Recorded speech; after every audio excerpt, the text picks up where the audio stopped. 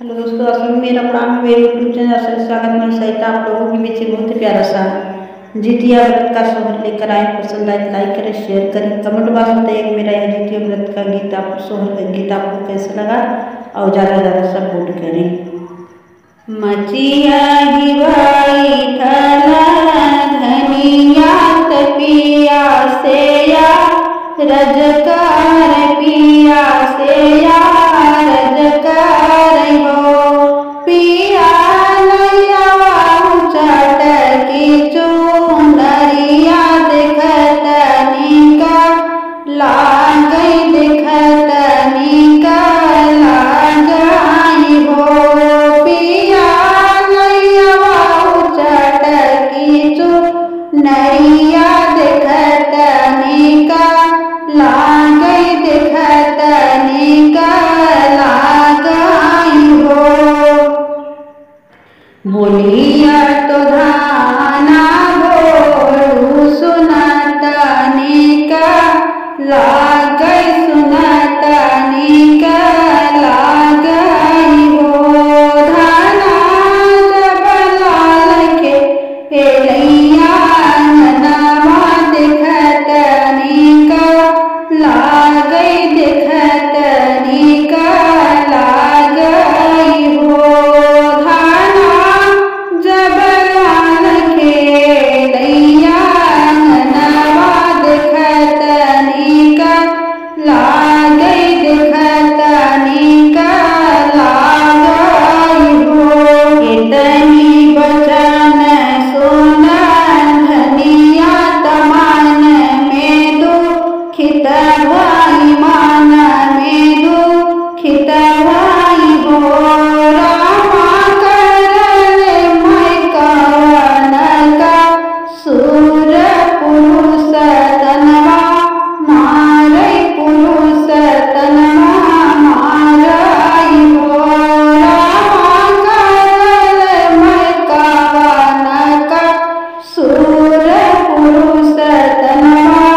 मारई पुरुष तनवा मारई हो भोरवाई गिरे की नहाई सूरजुमा नावाई सूरजुमा नावाई हो नाथ पर गई भजनिया के नामत जीने गिया कारत जीने गिया कारत हो नाथ पर गई भजनिया के नामत जीने गिया कारत जीने गिया कारत हो ऊपरा से उड़त धनिया पुटरिया गी रामई पुटरिया गी रामाई हो रानी पुटरी के चौरत बारूद जीतिया नायुत जीतिया नायु रानी पुटरी के चौरत